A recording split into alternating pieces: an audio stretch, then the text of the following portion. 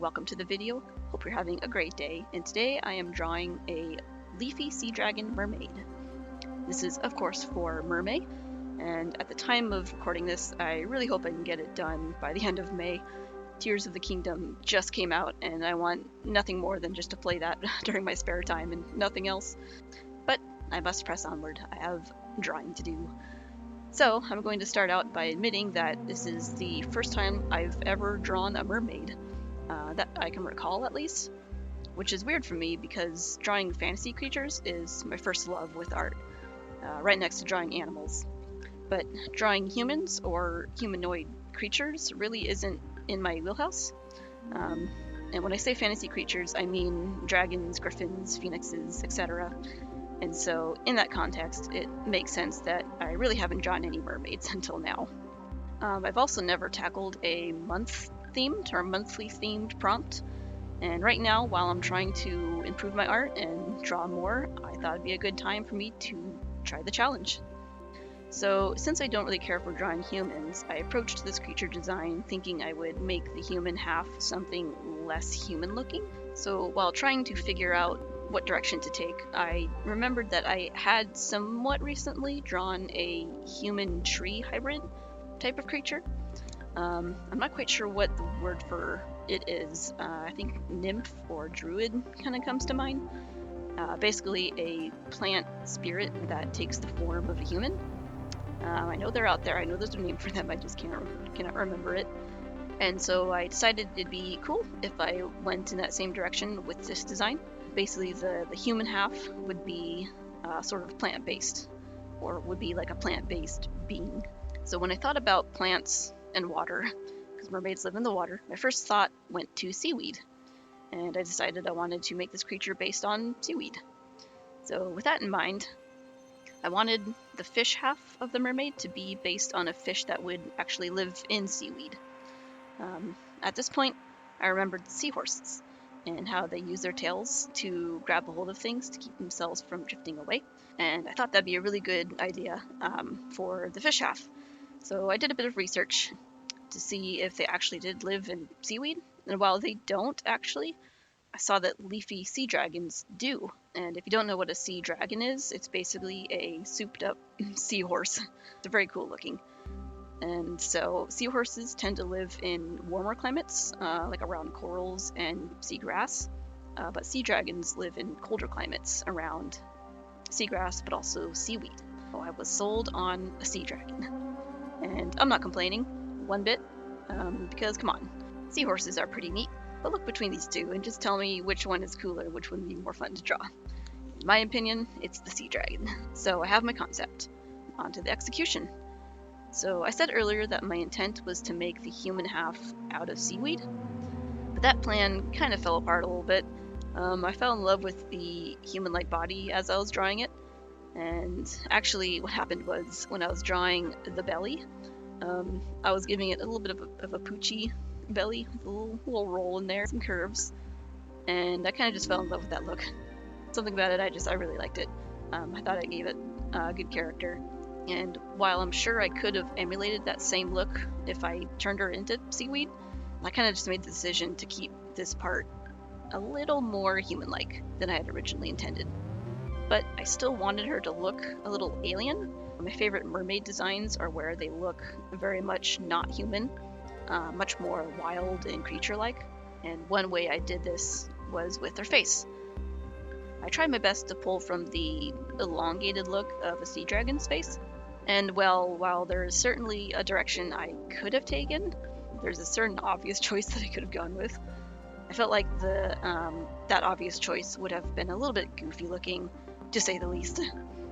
So instead I tried my best to elongate the chin of her face, just to kind of emulate that long pointy appearance. Her eyes are meant to be a direct copy of a sea dragon's eyes. I also gave her gills on her cheeks, because that's where they're located on seahorses and sea dragons. So I kind of ended up with this long chin, kind of poofy cheek look. I think I liked it. If you look at sea dragons, they got a lot of like bulbous, I think is the right term. They're really skinny in some parts and really kind of like bulbous in other parts. And I think her face kind of reflected that pretty well. I also gave her stripes around the body and the face to sort of carry over the striped look from the body. And then finally, I couldn't completely let go of the made out of seaweed look, so I decided to make her hair all seaweed. And I also stuck some of those seaweed look-alike appendages from the body onto her human body. So I think I'm pretty happy with the overall look. I'm still fascinated by the idea of a human-animal hybrid where the human half is plants instead of flesh, I guess. Maybe I'll kind of squirrel that idea away for a future project.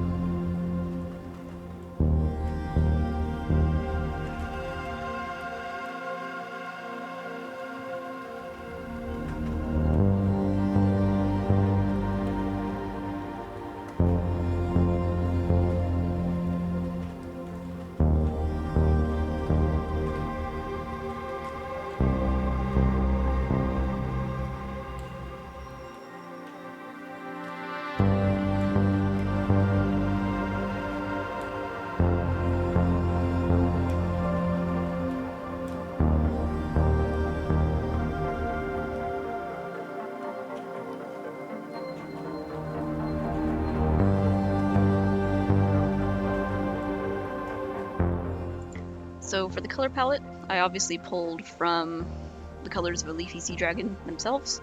At least the reference photos I was looking at, they were really nice, vibrant, like orange. And I kind of cut out some footage, but I did go back and forth on what I wanted the skin color to be.